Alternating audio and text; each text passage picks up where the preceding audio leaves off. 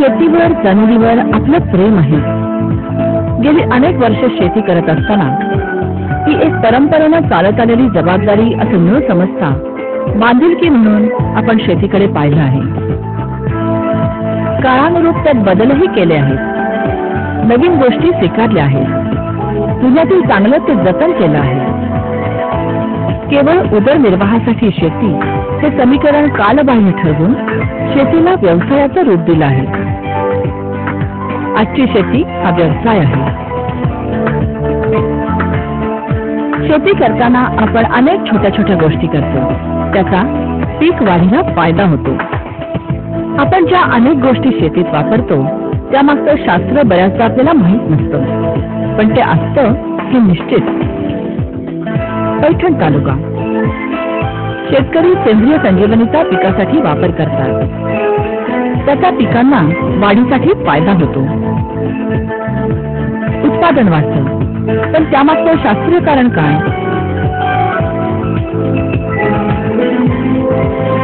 मातीत रासायनिक खत मिसळल्यानंतर त्याचं काय होतं सांगू शकाल?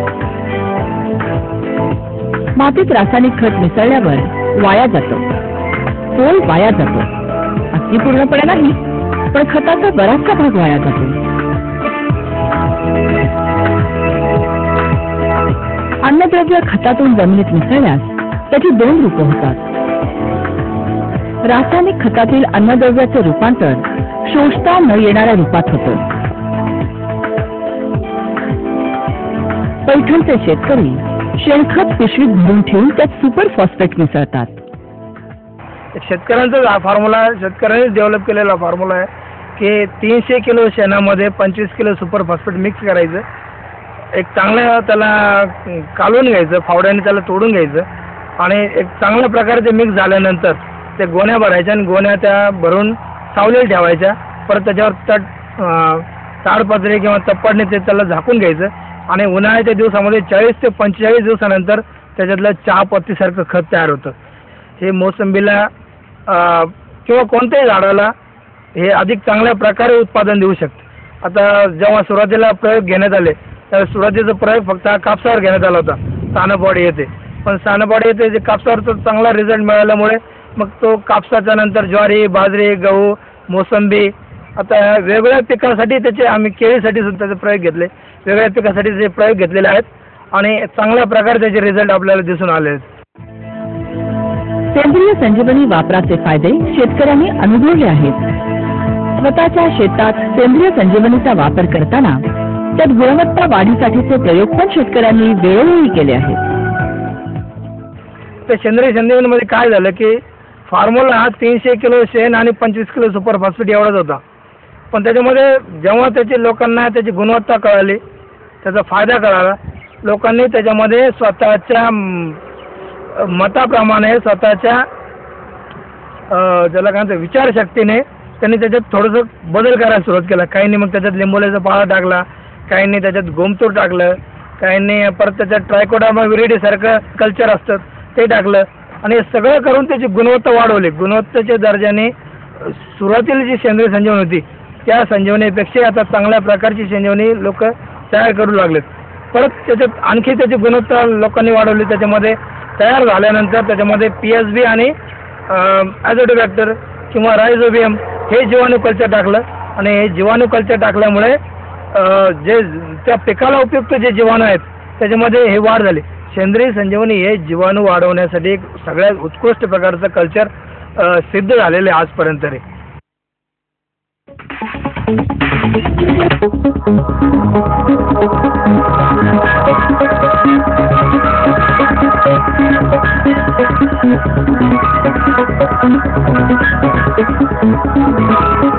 अठरा 18-10 20-20-0 सिंगल सुपर फॉस्फेट DAP या खतातून पूरक पिकाला दिला जातो. पण मातीत मिसळल्यावर त्याचं भवितव्य वेगळं असतं. मुळांना हवा असतो तो विद्रात असतो. परंतु आपण दिलेल्या स्फुरदाचे रूपांतर try calcium phosphate, ferric phosphate, aluminium phosphate मध्ये होतं. या रूपातील स्फुरद मुळं घेऊ शकत नाही. सेंद्रिय खत मातीत कुजतं त्यावेळी सेंद्रिय आम्ल आणि कार्बन डायऑक्साईड तयार होतात. या सेंद्रिय आम्लामुळे स्फुरदाचे रूप बदलतं. जर विद्राव्य स्फुरद म्हणजे स्फुरदयुक्त खतं, शेणखत कंपोस्ट बरोबर मिसळून वापरली तर 70 ते 80% स्फुरद पिकात मिळतो. याला फॉस्फो कंपोस्ट म्हणतात. मोठ्या प्रमाणात अन्नद्रव्य पिकाला देण्यावर आपला भर असतो आणि बहुतांश वेळी रासायनिक खतातून अन्नद्रव्य आपण देतो. परंतु अन्नद्रव्य किती प्रमाणात पिकाला मिळतात यावर भर दिला पाहिजे. म्हणजेच अन्नद्रव्याच्या शोषणावर भर दिला पाहिजे. अन्नद्रव्य शोषणात सेंद्रिय खतं मोलाची भूमिका बजावतात. मातीत जो अविद्राव्य स्फुरद असतो त्याचं विद्राव्य रूपात रूपांतर करण्याचं काम काही सूक्ष्म जीवाणू करतात. त्यांना PSB म्हणजे फॉस्फरस सोल्युबलायझिंग बॅक्टेरिया म्हणतात. PSB संवर्धन वापरल्यास स्फुरद पिकांना जास्त प्रमाणात मिळतो. PSB जीवाणू आणि इतर अनेक हितकारक बुरशी, बॅसिलस यांची वाढ सेंद्रिय खतांमुळे चांगली होते. जी बाब स्फुरदाची तीच पालाशची. महाराष्ट्रातील जमिनीत पालाश भरपूर आहे हे सर्वांना माहीत आहे. तरीही आपण पालाशयुक्त खतं का देतो? पालाश हा अविद्राव्य रूपात जातो, मुळांना न शोषता येणाऱ्या स्वरूपात. स्फुरदाप्रमाणेच सेंद्रिय खतरूपी जादूची कांडी पालाशचंही रूप बदलू शकते. सेंद्रिय खतामुळे मुळांना उपलब्ध नसणारा पालाश उपलब्ध होतो. युरिया, DAP ही नत्राची प्रमुख रासायनिक खतं. तसंच 20-20-0, 18-18-10 आणि 15-15-15 या रासायनिक खतातून दिलेला नत्र मोठ्या प्रमाणात वाया जातो.